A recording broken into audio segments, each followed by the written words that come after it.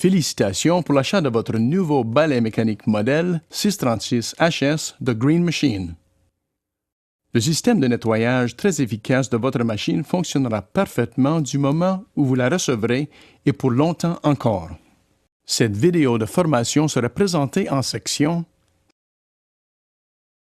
Sécurité, commandes et instrumentation, renseignements d'affichage du MDM, opération de la machine, système de contrôle de la poussière, vérification avant utilisation, balayer avec votre machine, vider et nettoyer la machine, remplacer et régler les brosses et les options.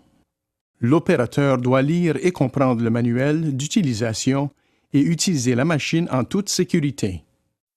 Les étiquettes sécurité sur la machine contiennent des informations importantes que vous devez avoir à l'esprit quand vous l'utilisez. Contrôle et réglage. Toutes les fonctions de la machine sont contrôlées à l'intérieur de la cabine. Le volant contrôle la direction de la machine. Le levier à la gauche du volant a plusieurs fonctions. Il contrôle les essuie-glaces, les feux de virage vers la gauche ou la droite, le klaxon et le phare avant et les feux de route. Sur le sol de la cabine se trouvent deux pédales, la pédale de frein et la pédale d'accélération. Le siège de l'opérateur est entièrement réglable pour son confort. À la droite du volant se trouve un panneau de commande avec 3 jauges. La jauge supérieure indique le niveau de carburant. La seconde jauge indique le régime du moteur. La troisième jauge indique la température du liquide de refroidissement du moteur. Lors du fonctionnement à des températures très élevées, il n'est pas anormal de voir la température de la jauge atteindre 100 degrés Celsius.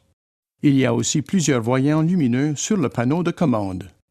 Lorsqu'allumé, le voyant lumineux bleu dans le coin supérieur droit du panneau indique que les phares avant sont sur les feux de route. Lorsqu'allumé, le voyant ambre dans le coin inférieur droit du panneau indique que le réchauffeur à bougie luisante du moteur diesel est activé. Il y a 4 voyants lumineux du côté gauche du panneau. Le voyant supérieur rouge indique que le frein de stationnement est activé. Si le moteur fonctionne et que la marche avant est choisie, en plus de ce voyant lumineux rouge, il y aura une alarme audible et un avertissement visuel sur l'écran d'affichage dans la section supérieure droite du compartiment de l'opérateur. Le voyant vert indique que les feux de virage à gauche ou à droite sont activés. Un voyant ambre illuminé signifie un mauvais fonctionnement du système de chargement de la batterie et le voyant inférieur rouge indique que la pression d'huile du moteur est faible. À la droite, devant l'opérateur, se trouve un panneau de commande qui contrôle d'autres fonctions de la machine. Ces interrupteurs contrôlent le mode de fonctionnement de la machine, la position du bas à déchets, la puissance de succion, la vitesse des brosses, les lumières de travail, le dégivreur de pare-brise, les feux avant et latéraux, le projecteur anti-brouillard arrière, le ventilateur de chauffage à 2 vitesses de la cabine, la climatisation, le clignotant de détresse, la balise rotative et l'avertissement audible. L'autre zone de commande de la cabine se trouve juste au-dessus du pare-brise. La caméra de vue arrière en option fournit une vue complète de l'arrière en couleur. Cela aide à fournir à l'opérateur une vue complète de 360 degrés autour de la machine. À la droite se trouve la radio et le lecteur de CD. À la droite de la radio se trouve l'interrupteur pour le nettoyeur à haute pression en option ainsi que l'interrupteur du tuyau de déviation en option. Du côté droit se trouve l'écran d'affichage principal de la machine appelé MDM et cerveau de la machine. Le MDM affiche les conditions de fonctionnement de la machine et les messages d'avertissement au besoin. Selon l'écran qui a été choisi, il indique aussi le régime du moteur, le régime du ventilateur d'aspiration, la vitesse du véhicule et plusieurs autres. Le MDM affichera aussi des messages d'erreur qui peuvent aider un technicien qualifié à rapidement diagnostiquer les problèmes techniques. Les écrans de fonctionnement normal affichés indiquent l'état de la machine. L'écran montré nous indique que la machine est en mode de transit et que le levier d'entraînement est en position neutre. Avec l'interrupteur de mode de la machine en mode de transit et le levier d'entraînement déplacé en position avant, le MDM indiquera mode de transit dans le coin supérieur gauche de l'écran. En déprimant la pédale, la machine se déplacera vers l'avant et pourra se propulser jusqu'à la vitesse maximale de la machine, soit 32 km/h. La vitesse de la machine est indiquée du côté gauche du MDM. Du côté droit du MDM, la distance totale parcourue est affichée. Si l'interrupteur de fonctionnement de la machine est placé sur l'un des deux modes de travail, travail 1 ou travail 2, le coin gauche supérieur du MDM indique la fonction choisie. Comme il est indiqué sur le MDM, une fonction de travail a été choisie et le levier d'entraînement est en position neutre. L'affichage du côté droit de l'écran indique que le temps passé a fonctionné dans ce mode de travail. Lorsque le levier d'entraînement est mis en position avant, l'écran affiche le changement et lorsque la pédale est enfoncée, la machine se déplace vers l'avant dans le mode de travail choisi. La vitesse du moteur est aussi affichée. Comme il est indiqué, le moteur tourne à 2200 tours par minute. Vous verrez aussi au fond de l'écran à gauche une barre noire avec le mot « Select ». L'appui du bouton F1 sous ce mot vous permettra de changer la vitesse du moteur pour répondre aux conditions de travail. Pour votre sécurité, il est grandement recommandé d'arrêter la machine et de la mettre au neutre avant d'effectuer ce réglage. Remarquez que l'écran d'affichage de la machine indique qu'elle se trouve maintenant en mode de travail neutre. Lorsque vous appuyez sur le bouton F1, le MDM affichera l'écran de réglage de la vitesse du moteur. En appuyant sur le bouton UP à la droite de l'écran, vous pouvez augmenter la vitesse du moteur pour balayer sur une pente. En appuyant OK, la vitesse du moteur choisie est maintenue. Vous pouvez aussi diminuer la vitesse du moteur si les conditions environnantes l'exigent ou pour réduire le bruit au besoin. N'oubliez pas que vous devez toujours réduire la vitesse lorsqu'elle n'est pas requise. La machine offre aussi des alarmes d'avertissement audibles et visuels au besoin. Pour votre sécurité, si l'interrupteur d'allumage est activé avec le levier d'entraînement en position avant, la transmission de la machine est désactivée jusqu'à ce que le levier soit remis en position neutre. La transmission est alors activée.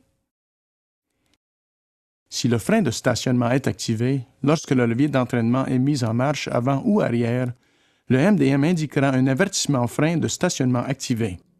Relâchez le frein de stationnement et une alarme retentira. Si le bas à déchet est relevé lorsque le levier d'entraînement est mis en position neutre, l'écran indiquera « bas relevé ».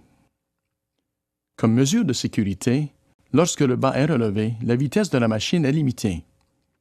Le MDM vous indiquera l'état de la machine, des avertissements et des alarmes. Par conséquent, il est très important que vous sachiez et que vous compreniez ce qui est affiché.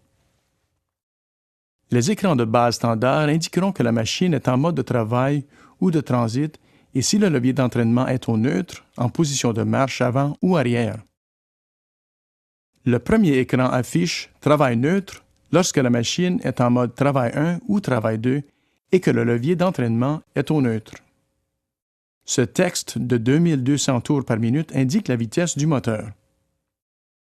L'affichage de la moitié droite de l'écran indique le nombre total d'heures passées en mode de travail.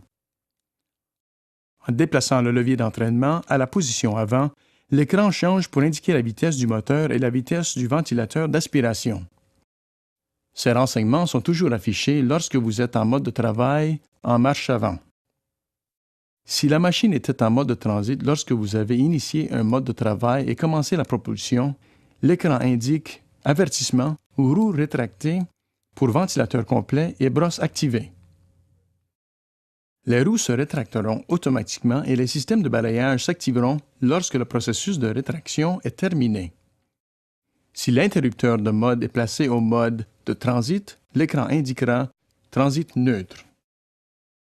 Lorsque le levier d'entraînement est déplacé de la position neutre vers la marche avant ou arrière, l'écran indique « Mode de transit ». Les renseignements du côté gauche de l'écran est la vitesse de la machine et du côté droit est le temps total que la machine a passé en mode de transit. Lorsque vous propulsez la machine à une vitesse supérieure à 5 km à l'heure, les roues avant se déplacent en s'écartant. Avant que le processus ne soit terminé, l'écran indiquera « Mise en garde »,« Restriction de vitesse »,« Fonctionnement du déplacement des roues ». Une fois le processus de déplacement des roues terminé, ce message disparaîtra et la restriction de vitesse sera terminée. Comme mesure de sécurité, si le levier d'entraînement est laissé en position de marche avant lorsque le moteur est démarré, la transmission sera automatiquement désactivée. Le MDM indique « Avertissement, transmission désactivée, retournez au neutre ». Remettre le levier d'entraînement au neutre annulera l'alarme et réinitialisera le système. Il y a 3 autres écrans de sécurité que vous devez connaître. L'un indique que le tuyau de déviation a été activé, le second indique que la porte d'inspection du ventilateur est ouverte avec l'interrupteur activé, et le dernier indique que le bas à déchets est relevé et que la vitesse de la propulsion est restreinte. En surveillant le MDM, vous serez toujours au courant des états de fonctionnement de la machine et de la mise en garde et avertissements affichés. Dans les conditions de balayage normales, la vitesse du ventilateur d'aspiration devrait être entre 2000 et 2300 tours par minute et elle peut être réglée sur le panneau de commande à la droite du pare-brise. Lorsque la vitesse du ventilateur est réglée à plus de 2400 tours par minute, l'écran d'appoint du ventilateur est activé et vous verrez la barre grise du côté droit de l'écran effectuer un compte à rebours de 5 minutes. Si la vitesse n'est pas réduite à moins de 2400 tours par minute dans 5 minutes, le MDM éteindra le ventilateur et une alarme retentira.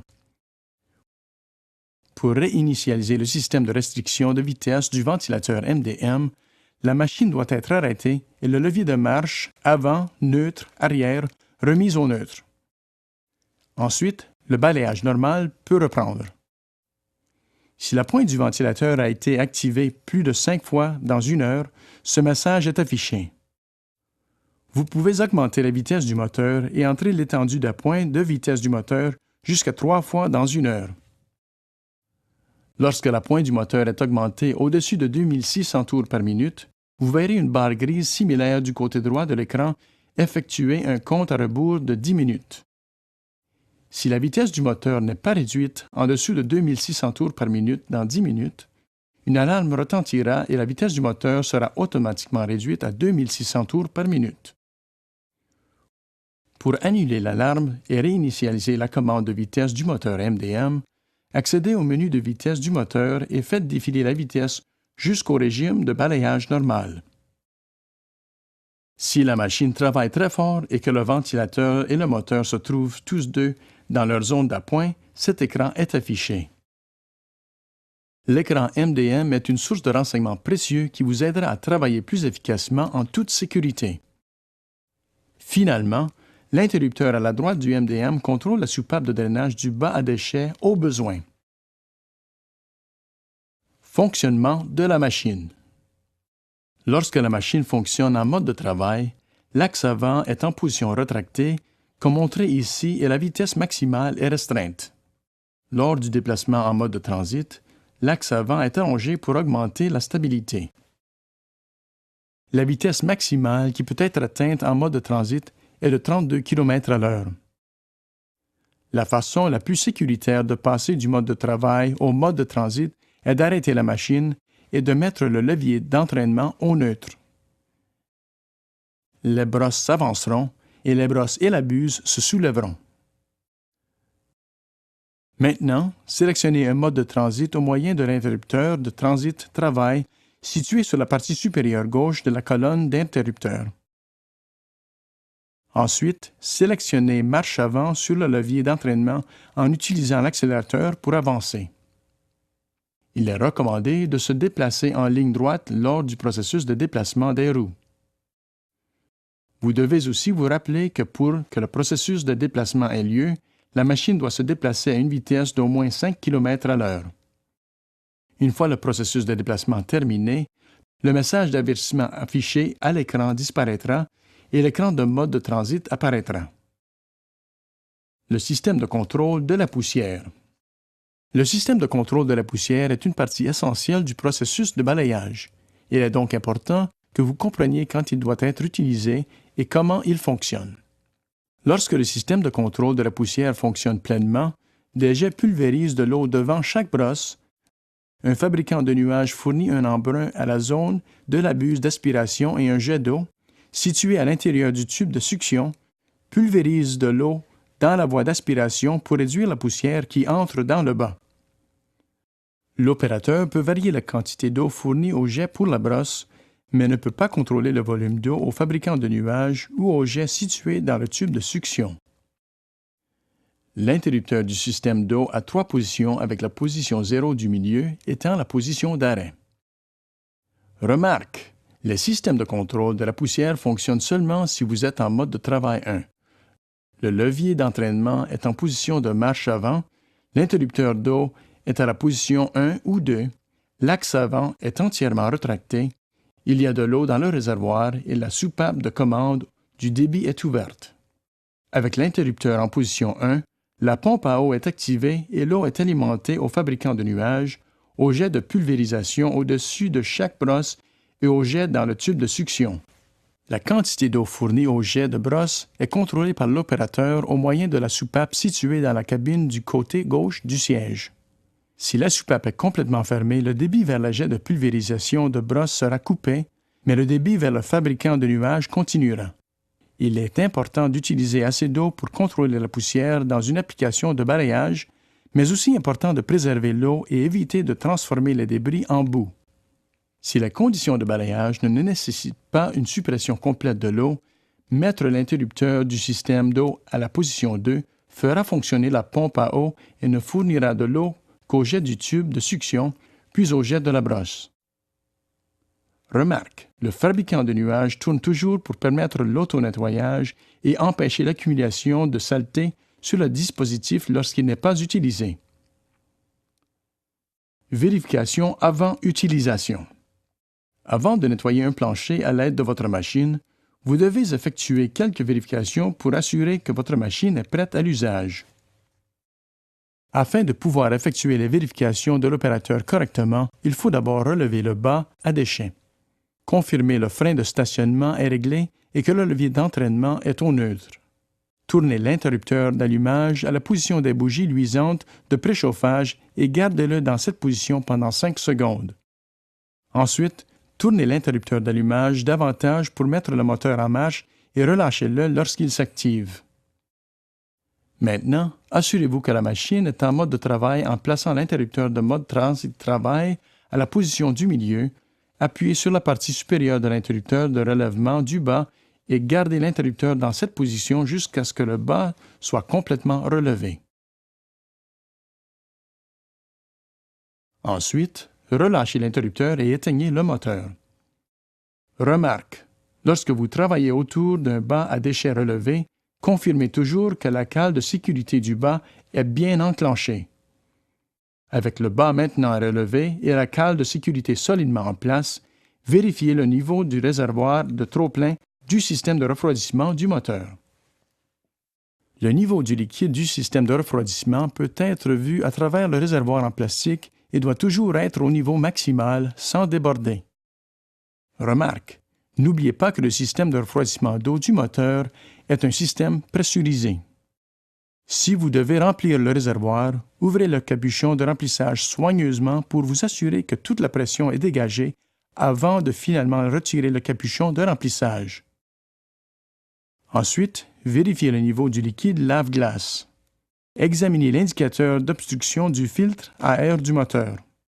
Cet indicateur possède une bande transparente qui peut être vue juste au-dessus de la bande verte. Cela signifie que ce dispositif a été déclenché. Si l'indicateur a été déclenché, la bande transparente disparaîtra et une bande rouge apparaîtra. Si vous voyez une bande rouge, le moteur ne doit pas fonctionner avant que le filtre à air soit entretenu par un technicien qualifié. Vérifiez le niveau de l'huile du moteur seulement quelques minutes après avoir éteint le moteur pour permettre à toute huile de retourner au quartier d'huile. Ne vérifiez jamais le niveau d'huile lorsque le moteur fonctionne. Si le niveau d'huile est bas, ajoutez assez d'huile à moteur conformément à la recommandation du manuel d'utilisation pour votre climat et conditions de fonctionnement pour remettre le niveau jusqu'à la marque de remplissage. Ensuite, vérifiez le niveau du liquide hydraulique dans le regard du réservoir du côté gauche de la machine. Le niveau du liquide hydraulique doit se trouver dans le haut ou très près du haut du regard. Vous devez aussi vous assurer que l'huile est d'une couleur brune ambre distincte, comme ici, et qu'elle est claire et brillante. Si l'huile semble trouble ou laiteuse, vous devez signaler qu'un service est requis. Si le niveau du liquide hydraulique est bas, vous devez remplir le réservoir jusqu'au niveau indiqué avec l'huile appropriée. Remarque, le liquide hydraulique est la même huile que celle utilisée dans le moteur. La spécification appropriée d'huile à utiliser se trouve dans le manuel d'utilisation. Assurez-vous que le réservoir d'eau de suppression de la poussière est plein. Le niveau d'eau peut être facilement vu à l'arrière de la machine à travers le regard. Confirmez que les brosses sont en bon état et que les angles de brosse sont bien réglés comme il est indiqué ici. Le niveau de carburant doit être vérifié en tournant l'interrupteur d'allumage à la position de marche et en regardant la jauge de niveau de carburant mentionnée précédemment. Balayez avec votre machine. Lorsque vous arrivez à l'endroit où vous allez balayer, sélectionnez le mode de travail 1 sur l'interrupteur de transit de travail et la marche avant sur le levier d'entraînement. Ensuite, vous pouvez régler la vitesse des brosses et du ventilateur pour qu'elles répondent aux conditions de balayage. Maintenant, vous pouvez régler l'interrupteur d'eau au réglage requis pour le contrôle de la poussière. Si requis, vous pouvez allonger votre voie de balayage en déplaçant les brosses vers l'extérieur au moyen des leviers de position de brosse. Cela vous permet aussi de balayer près d'un trottoir sans que les pneus se frottent contre ce dernier pour éviter de les endommager. Les brosses s'allongent au-delà de la position de balayage normale en ligne droite afin que vous puissiez atteindre des endroits difficiles d'accès et balayer autour des coins. De plus, rapprocher les deux brosses ensemble vous aidera à bien balayer les coins intérieurs. Il y a un bouton de réglage de la pression descendante des brosses dans la cabine à côté de la soupape de commande du débit d'eau. En réglant la pression descendante des brosses, vous pouvez placer une brosse sur une marche ou un trottoir pour balayer les débris sur la voie d'aspiration. Il y a un rabat sur la tête de succion qui aide à soulever les déchets légers de la surface. Ce rabat émet un son de hachage qui peut être réglé en changeant la puissance d'aspiration. Si vous balayez dans la pluie ou s'il y a beaucoup d'eau stagnante autour, activez l'interrupteur de vidange du bas à déchets au-dessus de l'interrupteur de transit de travail afin que l'eau puisse s'échapper du bas automatiquement. Si vous devez vous rendre à un autre endroit assez proche, sélectionnez le mode de travail 2. Les brosses à la tête de succion se soulèveront, mais les roues demeureront rétractées. Lorsque vous arrivez à l'autre endroit, retournez simplement au mode de travail 1 et les systèmes de balayage retourneront au même réglage qu'auparavant. Si vous avez une grande distance à parcourir, sélectionnez le mode de transit. L'axe avant sortira et permettra une vitesse de déplacement plus élevée jusqu'à votre prochaine destination. Vidange et nettoyage de la machine. Lorsque votre bas à déchets est plein ou lorsque votre nettoyage est terminé, la machine a besoin d'être vidée et nettoyée. Placez la machine près d'un contenant ou dans un endroit où les débris seront éliminés. Réglez le frein de stationnement. Déverrouillez les deux loquettes de la porte du bas à débris. Placez l'interrupteur de transit de travail en mode de travail 1 ou 2. Dégagez le frein de stationnement et reculez la machine jusqu'à un contenant de débris ou site de rejet. L'interrupteur de relèvement-abaissement du bas est situé à côté de l'interrupteur de mode de transit de travail. Appuyez sur la partie supérieure de l'interrupteur pour relever le bas. Remarque, le bas à débris ne se relèvera pas tant que le ventilateur d'aspiration fonctionne. Si le bas ne se relève pas lorsque l'interrupteur est déprimé, attendez que le ventilateur cesse de tourner. Une fois le bas à débris vide, appuyez sur la partie inférieure de l'interrupteur pour abaisser le bas. Éloignez-vous du site de rejet, réglez le frein de stationnement et fixez le loquet de la porte du bas. Avant de stationner la machine pour la journée, elle doit être nettoyée. Pour effectuer la procédure de nettoyage recommandée, il est important que la machine soit en mode de travail 1 ou 2 avec l'axe avant rétracté. Placez l'interrupteur de transit de travail en mode de travail 2 et conduisez la machine jusqu'à une baie de lavage. Avec le frein de stationnement enclenché, déverrouillez les 2 loquets de la porte du bas et relevez-le. Lorsque le bas est entièrement relevé, passez au mode de travail 1 et placez le levier d'entraînement en position de marche avant pour abaisser la tête de succion et les brosses. Laissez le levier d'entraînement dans la position de marche avant, coupez le moteur. Ensuite, placez le levier d'entraînement au neutre. Pour votre sécurité, avant de travailler autour d'un bas relevé, réglez le frein de stationnement, éteignez la machine et déployez la cale de sécurité du bas. Avec la buse de succion et les brosses abaissées, vous pourrez laver la saleté des zones environnantes. En vous déplaçant vers la zone sous le bas, lavez le tube de succion du côté gauche de la machine. Ensuite, retirez la pré-crépine de l'avant du radiateur et nettoyez-la. Déplacez-vous vers l'arrière de la machine et lavez le bas à débris.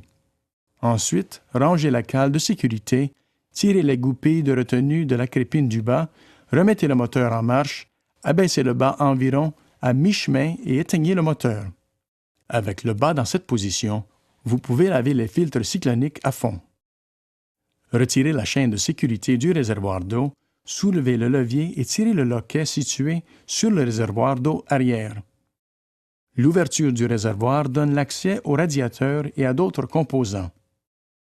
Lavez le radiateur à fond en prenant soin de garder le niveau du jet à pression à une distance d'environ 45 cm du centre pour éviter d'endommager les ailettes de refroidissement. Assurez-vous de bien atteindre les coins puisque la plus grande partie du refroidissement se fait autour des rebords du radiateur. Fermez le réservoir d'eau arrière et replacez la chaîne de sécurité.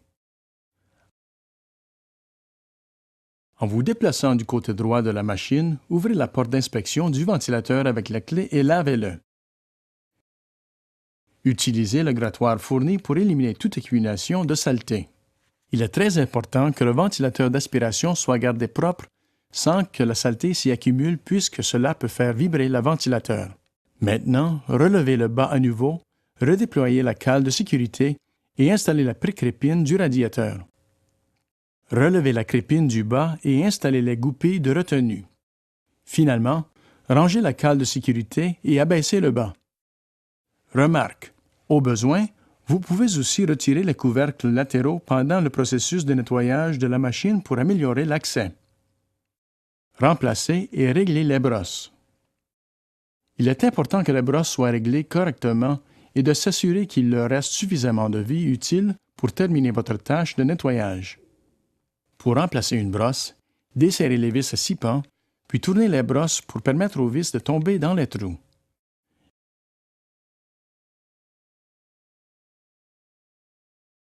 Desserrez les vis à 6 pans sur la nouvelle brosse et soulevez-les à travers les trous de la plaque de montage. Ensuite, tournez la brosse dans la direction opposée dans laquelle la brosse balayera et serrez toutes les vis à 6 pans. Mettre la machine en mode de travail, placer le levier d'entraînement en position de marche avant et éteindre l'allumage lorsque les brosses sont abaissées vous permet de vérifier que les glissements de tête sont bien fixés et que les angles des brosses sont corrects. Si l'angle de la brosse doit être modifié, vous pouvez desserrer les écrous à l'arrière du support de brosse pour modifier l'angle d'un côté à l'autre, comme il est montré ici. Desserrer les boulons au fond vous permet de régler l'angle de l'avant vers l'arrière. Les brosses doivent être réglées de manière à ce qu'elles touchent au sol à la position de 10 à 4 heures sur la brosse droite et de 2 à 8 heures sur la brosse gauche, comme il est montré ici. Options. Il existe un certain nombre d'options qui peuvent être fixées à la machine. Dans cette section, nous parlerons du tuyau de déviation et du nettoyeur à haute pression. Pour utiliser le tuyau de déviation, fixez le tuyau au bas puis mettez le moteur en marche. Remarque, le tuyau de déviation ne fonctionne que si les 4 conditions suivantes sont satisfaites. L'interrupteur de transit travail est en mode de travail 1, le levier d'entraînement est au neutre, le frein de stationnement est réglé et le tuyau de déviation est activé. Lorsque ces conditions sont satisfaites, le ventilateur commence à fonctionner et la tête d'aspiration s'abaisse pour bloquer le tube de succion principal et fournir plus de succion au tuyau de déviation. Lorsque vous avez terminé, éteignez l'interrupteur de déviation et déplacez le levier d'entraînement en position de marche avant et au neutre pour relever la tête.